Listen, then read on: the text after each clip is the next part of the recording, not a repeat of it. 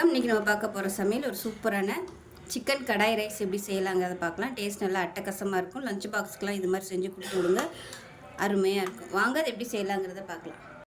இப்போ ஒரு கடாய் எடுத்துக்கலாம்.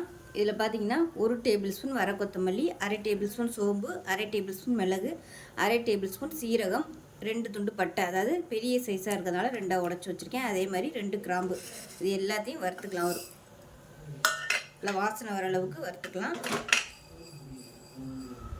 இப்போ பாருங்கள், நல்லா படபடன்னு பொரிய ஆரம்பிச்சிருச்சு. இப்போ இதை வந்து மிக்ஸி ஜாரில் சேர்த்துட்டு நல்லா நைஸாக பொடி பண்ணி வச்சுக்கலாம். இப்போ ஒரு கடாய் எடுத்துக்கலாம். தேவையான அளவுக்கு எண்ணெய் சேர்த்துக்கோங்க. இப்போ எண்ணெய் நல்லா சூடாகிடுச்சு. 1 டீஸ்பூன் போல் சோம்பு சேர்த்துக்கலாம். சோம்பு நல்லா பொரிய ஆரம்பிச்சிருச்சு. கருவேப்பிலையில் சேர்த்துக்கலாம். இது கூடவே 1 கைப்பிடி அளவுக்கு பெரிய வெங்காயம் கட் பண்ணி வச்சுருக்கேன். அது கூடவே 4 பச்சை மிளகாய் சேர்த்துக்கலாம்.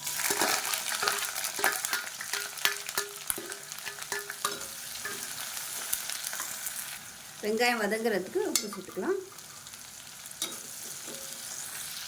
இப்போ வெங்காயம் கோல்டு கலரில் நல்லா வதங்கிருச்சு. இப்போ இதில் ஒரு அரை டேபிள் ஸ்பூன் அளவுக்கு இஞ்சி பூண்டு பேஸ்ட்டு சேர்த்துக்கலாம். இதுக்கு பதிலாக நீங்கள் இஞ்சியும் பூண்டும் நல்லா இடிச்சுட்டு கூட சேர்த்துக்கலாம். நான் வந்து பேஸ்ட்டு வச்சுருக்கிறதுனால சேர்த்துருக்கேன். இல்லைன்னா நீங்கள் ஒரு 3 பல் பூண்டு, ஒரு சின்ன துண்டு இஞ்சி வந்து நல்லா நச்சுட்டு சேர்த்துக்கோங்க. இப்போ இஞ்சி பூண்டு நல்லா வதங்கிருச்சு. இப்போ இந்த ஸ்டேஜில் 1/4 கிலோ அளவுக்கு சிக்கன் சேர்த்துக்கலாம்.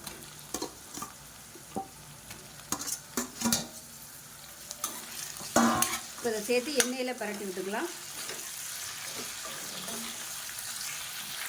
இப்போ சிக்கன் நல்லா வதங்கிட்டு இருக்கு.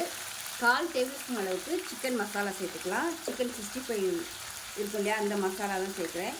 காரத்துக்கு தேவையான அளவு மிளகாத்தூள் சேர்த்துக்கலாம். ஒரு அரை டேபிள் ஸ்பூன் அளவுக்கு சேர்த்துக்கலாம். ஒரு 1/4 டேபிள் ஸ்பூன் மஞ்சள்தூள் சேர்த்துக்கலாம். இது கூடவே நம்ம வறுத்து அரைச்ச பொடி, அதிலிருந்து 1 டேபிள் ஸ்பூன் அளவுக்கு சேர்த்துக்கலாம்.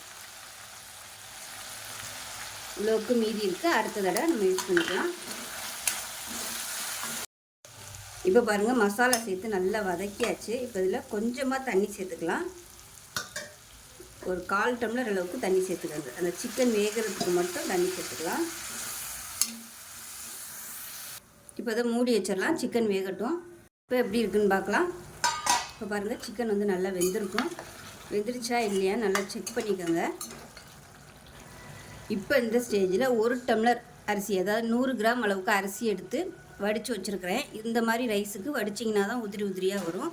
இப்போ அதை சேர்த்துக்கலாம்.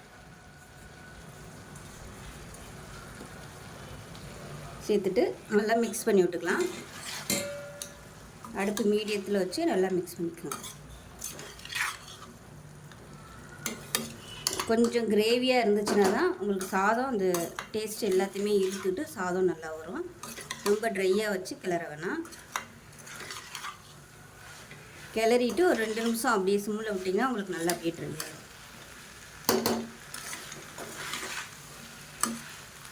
லஞ்ச் பாக்ஸுக்கு இது மாதிரி கொடுக்கலாம். காலைல செஞ்சு கொடுத்து விடுறதுக்கு ஈஸியாக இருக்கும். அவ்வளோதான், நல்லா மிக்ஸ்